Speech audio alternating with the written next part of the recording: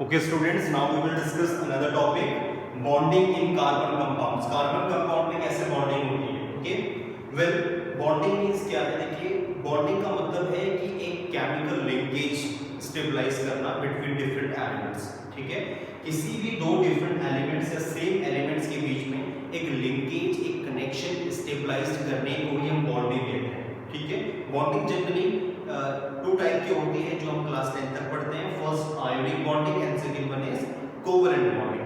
Ionic bonding हमने पढ़ी है कि किसके बीच में होती है आयोनिक बॉन्डिंग. ठीक है, आयोनिक बॉन्डिंग होगा जनरली बिटवीन अ मेटल. ठीक है, क्योंकि मेटल इलेक्ट्रोपॉजिटिव एलिमेंट है, इलेक्ट्रॉन्स को डोनेट करेंगे, and between a non metal, and non metals are electronegative. ठीक है, इनकी टेंडेंसी है इलेक्ट्रॉन्स को गेन करना. ठीक है, तो इस बेसिस पे इन दोनों के बीच में एक आयोनिक बॉन्ड बनेगा by transferency of electron from an element to another element. ठीक है, मतलब एक मेटल से दूसरे मेटल तक इलेक्ट्रॉन को ट्रांसफर करेंगे तो जो बॉन्ड बनेगा वो आयोनिक होगा. सेकंड जो बॉन्ड होता है वो होता है कोवलेंट. कोवलेंट बॉन्ड का मतलब है कि by mutual sharing between two non metals. मतलब यहाँ पे जो दोनों ही सब्सटेंस है वो नॉन मेटल ही होंगे और वो दोनों के बीच में म्यूचुअल शेयरिंग होगी. म्यूचुअल शेयरिंग का मतलब है कि बराबर की शेयरिंग होगी. ठीक है, तो बराबर की शेयरिंग होने की वजह से इसमें आयंस प्रेजेंट नहीं होंगे और ये बहुत इजीली डिसोशिएट भी नहीं हो पाएंगे. तो चलिए डिस्कस करते हैं कोवलेंट बॉन्डिंग को कि most carbon compound are poor conductor of electricity exactly as I told you. So the force of attraction between these molecules are not very strong. Exactly, क्योंकि कोवलेंट बॉन्ड होता है तो covalent bond होने की वजह से ये अपने आयंस में डिसोशिएट नहीं हो पाते. तो अगर आयंस में डिसोशिएट नहीं होंगे तो इलेक्ट्रिसिटी को भी कंडक्ट नहीं कर पाएंगे. लेकिन ग्रेफाइट के केस में ऐसा नहीं होता. ग्रेफाइट के केस में एक डीलोकलाइज्ड इलेक्ट्रॉन होता है, इस वजह से वो इलेक्ट्रिसिटी को कंडक्ट कर लेता है, जो मैंने प्रीवियस वीडियो में आपको समझाया. Bonding in carbon compound does not give rise any ion. ठीक है, कोई आयंस नहीं बनेंगे. जैसे कोवलेंट कंपाउंड में जिसमें बात करूं NaCl सोडियम क्लोराइड में, तो sodium plus and Na positive and Cl negative, एक कैटायन और एक एनायन फॉर्म होगा जिससे इलेक्ट्रिसिटी कंडक्ट होगी.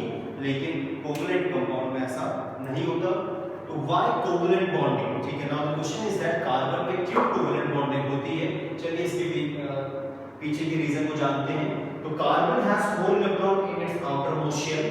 यस, कार्बन के 4 इलेक्ट्रॉन है आउटर मोस्ट शेल में. देखिए ये कार्बन का न्यूक्लियस है, 2 इलेक्ट्रॉन इसके फर्स्ट k शेल में है और रिमेनिंग 4 इलेक्ट्रॉन्स इसके नेक्स्ट l शेल में प्रेजेंट है.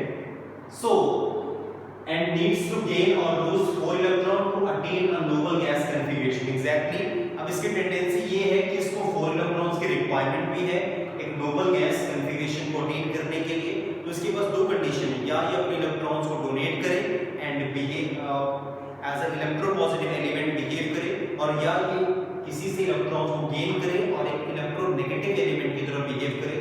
तो कार्बन जनरली स्विच करेगा अपने आप को एज अ इलेक्ट्रोनेगेटिव एलिमेंट की तरफ, जिससे ये किसी से इलेक्ट्रॉन्स को गेन करे. तो covalent bonding occurs in carbon because of the following reason. इसी वजह से कार्बन में कोवलेंट बॉन्डिंग होगी. तो कौन-कौन से रीजन है देखिए. if it were to gain electrons it would be difficult for the nucleus to hold on to 10 electron. exactly, अगर वो गेन कर लेगा डायरेक्टली सभी इलेक्ट्रॉन्स को तो ये बहुत डिफिकल्ट होगा कि वो इलेक्ट्रॉन्स को होल्ड करके रखे रिमेनिंग. ठीक है, तो न्यूक्लियस पे एक एक्स्ट्रा प्रेशर क्रिएट होगा. Second, if it were to lose electron it would be require a large amount of energy to remove 4 electron. exactly as I told you, ionization जो potential होता है मैंने बताया था आपको, आयनाइजेशन एनर्जी कहते हैं जिसको minimum amount of energy required to remove an electron from an isolated gaseous atom, उसे हम कहते हैं आयनाइजेशन एनर्जी. तो जनरली देखो 4 इलेक्ट्रॉन को इजेक्ट करना है, 4 इलेक्ट्रॉन को रिमूव करना है, तो उस बेसिस पर आयनाइजेशन एनर्जी की रिक्वायरमेंट बढ़ जाती है. तो इसमें कार्बन में इतनी आयनाइजेशन एनर्जी उसको मिल ही नहीं पाएगी, वो ये गेन ही नहीं कर पाएगा. That's why it shares its valence electron with other atom of carbon or with atoms of other element. तो इस वजह से क्या होता है कि कार्बन किसी अदर एलिमेंट के साथ में या फिर अपने ही जो एटम्स हैं उनके साथ में इलेक्ट्रॉन को शेयर करता है और कोवलेंट बॉन्ड बनाता है. तो ये रीजन है. ठीक है, इट्स क्वेश्चन टाइम कि explain the nature of covalent bond between carbon atoms using the bond formation in CH3Cl. ठीक है, तो CH3Cl में आपको बताना है कि कैसा बॉन्ड होगा. ठीक है, okay. Now covalent bonding in other elements, covalent bonding को डिस्कस करते हैं अदर एलिमेंट में। चलिए first covalent bonding in hydrogen. तो जनरली स्टूडेंट्स जो कोवलेंट बॉन्डिंग होती है वो 3 टाइप की होती है, ठीक है। फर्स्ट है मोनो कोवलेंट बॉन्ड, ठीक है, मोनो कोवलेंट बॉन्ड, ठीक है, जिसे हम सिंगल कोवलेंट बॉन्ड भी कहते हैं। तो इसमें जो भी एलिमेंट होंगे, ठीक है, उनमें सिंगल सिंगल इलेक्ट्रॉन की शेयरिंग होगी, ठीक है, मतलब म्यूचुअल शेयरिंग बनेगी इनके बीच में 1, ठीक है, 1 इलेक्ट्रॉन की म्यूचुअल शेयरिंग बनेगी और जो बॉन्ड बनेगा वो ऐसे रिप्रेजेंट होगा, ठीक है, उसे हम कहते हैं mono covalent bond. For example H2, ठीक है, इसका एग्जांपल है, ठीक है, Cl2 कह सकते हैं हम। अगर हम डाई कोवलेंट बॉन्ड की बात करें, ये जिसे हम कहते हैं सेकेंडरी कोवलेंट बॉन्ड, तो उसमें 2 इलेक्ट्रॉन की शेयरिंग होगी। इसका एग्जांपल O2 है, ठीक है, S2 इसके एग्जांपल है। अगर हम ट्राई कोवलेंट बॉन्ड की बात करें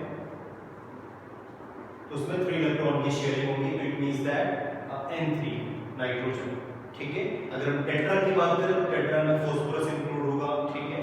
तो ये सभी अदर कोवलेंट बॉन्ड के टाइप्स हैं। चलिए वन बाय वन इनको डिस्कस करते हैं। ओके, तो first one is hydrogen. Hydrogen को डिस्कस करते हैं कि हाइड्रोजन कौन सा कोवलेंट बॉन्ड फॉर्म करेगा। As I told you, hydrogen has 1 electron in its outermost shell, okay, to thus share electron and form hydrogen molecules to complete its octet. It means H2, octet means duplet, ठीक है, duplet, ठीक है। तो hydrogen की जगह outermost shell में 1 electron है, तो इसकी टेंडेंसी है कि कोई एक ऐसा एटम मिल जाए, चाहे वो इसी का एटम हो, जिसके साथ 1 इलेक्ट्रॉन की म्यूचुअल शेयरिंग कर ले और अपना ड्यूप्लेट पूरा कर ले, मतलब 2 इलेक्ट्रॉन पूरा कर ले।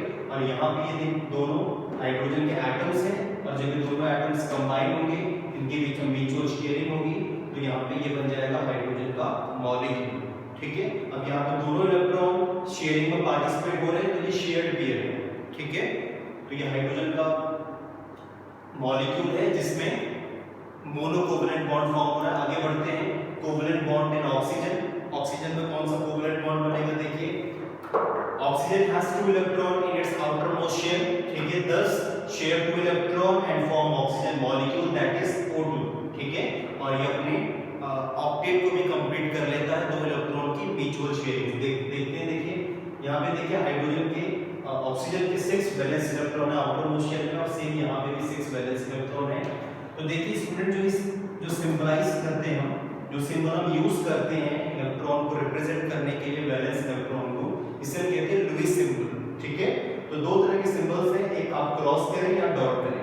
तो अगर आप जनरली कोवलेंट बॉन्ड बना रहे हैं तो मेक श्योर, या आयोनिक बॉन्ड बना रहे हैं तो आप डिफरेंट सिंबल्स को यूज करें। एक अगर आप क्रॉस करें तो दूसरे को आप डॉट से रिप्रेजेंट करें, ताकि आप इजीली जो वैलेंस इलेक्ट्रॉन है उनको डिफरेंशिएट कर पाए, ठीक है।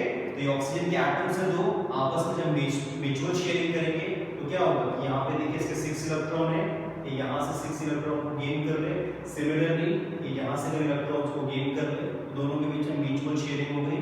म्यूचुअल शेयरिंग कितने इलेक्ट्रॉन्स की हुई, 4 इलेक्ट्रॉन्स की।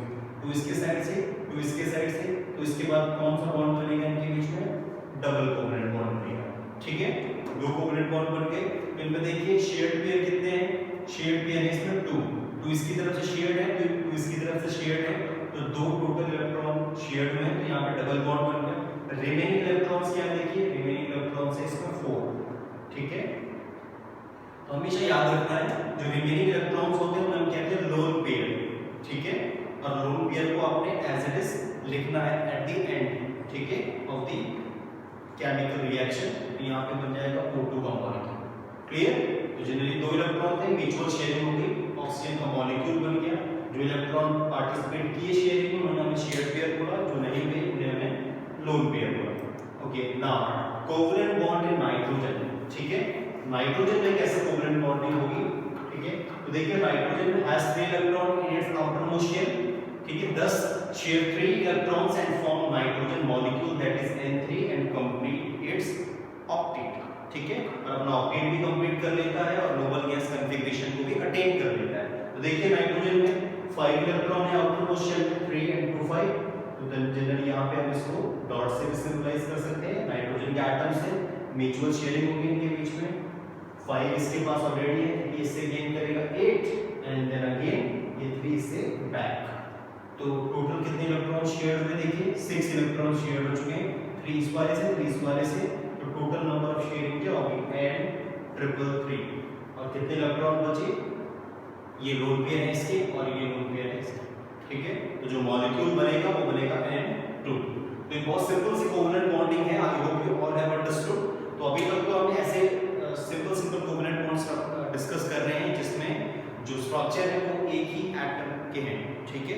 Letter we will discuss complex, ठीक है। Okay, now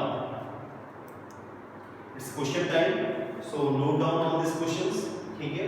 what would be electron dot structure of carbon dioxide, carbon dioxide का क्या इलेक्ट्रॉन डॉट स्ट्रक्चर होगा देखिए, इसमें कार्बन है और एक ऑक्सीजन है, okay. And what would be the electron dot structure of a molecule of sulphur which is made up of 8 atoms of sulphur, ठीक है। 8 एटम्स उसमें प्रेजेंट है सल्फर के। तो देखिए हिंट है कि इसमें जो 8 एटम्स हैं वो रिंग लाइक स्ट्रक्चर में जॉइंट होंगे, जिसे हम क्राउन शेप स्ट्रक्चर भी कहते हैं। इंपॉर्टेंट है कि मतलब आप ऐसे लिख सकते हैं कि सल्फर सल्फर, ऐसे आप उनको अरेंज कर लीजिए एक रिंग में, इससे जो शेयरिंग होगी काफी इजी हो जाएगी, ओके। अगर मैं स्ट्रक्चर आपको बताऊं तो NH3 का, इससे आपको थोड़ा सा हेल्प हो जाएगी। अगर मैं बात करूं अमोनिया की, तो अमोनिया में कोवलेंट बॉन्ड बनेगा क्योंकि दोनों के दोनों जो इसमें एटम्स हैं वो दोनों के दोनों नॉन मेटल हैं। देखिए अगर नाइट्रोजन और हाइड्रोजन की बात की जाए तो नाइट्रोजन का जो एटॉमिक नंबर है 7 है, ये हमने डिस्कस किया। इलेक्ट्रॉनिक कन्फिगरेशन जिसका बनेगा 2 5, valence electron 5 and valency will be 3, okay. यहां पे हाइड्रोजन को देखिए, hydrogen atomic number 1, electronic configuration 1, valence electron 1 and valency 1। तो यहां पे NH3 है तो 3 हाइड्रोजन के इलेक्ट्रॉन्स एटम्स प्रेजेंट है, तो total net valency will be 3 * 1 = 3। तो देखिए वैलेंसी इक्वल हो गई, और मैं पहले भी आपको बता चुका हूं बॉन्ड फॉर्मेशन के लिए valency has to be same, तो वैलेंसी सेम हो गई। तो बस इनमें शेयरिंग कर लीजिए आप, nitrogen hydrogen hydrogen hydrogen. Make sure कि आप इनका जो अरेंजमेंट है वो प्रॉपर हो, क्योंकि कोवलेंट बॉन्ड जब बनाते हैं तो हमेशा एक राउंड और एक प्रॉपर सर्कल बने तो स्ट्रक्चर थोड़ा सा अट्रैक्टिव दिखता है, ठीक है। तो मेक श्योर इसी प्रकार आप इनको अरेंज करें। तो 3 हाइड्रोजन है, मैंने इस प्रकार अरेंज कर लिए। अब देखिए मुझे पता है कि 5 वैलेंस इलेक्ट्रॉन है, तो मैं इसे इस प्रकार यहाँ पे लिखूं ताकि जो स्ट्रक्चर है प्रॉपर बने। मैंने 5 वैलेंस इलेक्ट्रॉन लिखे नाइट्रोजन के। अब मैं हाइड्रोजन के वैलेंस इलेक्ट्रॉन लिख लेता हूँ, ठीक है। हाइड्रोजन में 1 वैलेंस इलेक्ट्रॉन है, ठीक है। तो हाइड्रोजन को अपना ड्यूप्लेट पूरा करना है, तो यहाँ से 2 शेयर कर देगा, ये भी 2 पूरा हो गया ड्यूप्लेट। सेम नाइट्रोजन को अपना ऑक्टेट पूरा करना है, तो ये फिर से बैक शेयरिंग होगी इनमें। तो देखिए स्ट्रक्चर बन गया। तो इसे कैसे लिखेंगे, NH3 मींस अमोनिया, और अमोनिया में कोवलेंट बॉन्ड होता है। I hope you all have understood कि कैसे हम कोवलेंट बॉन्ड बनाएंगे, और इसी बेसिस पे आप इन क्वेश्चंस को भी सॉल्व कर सकते हैं।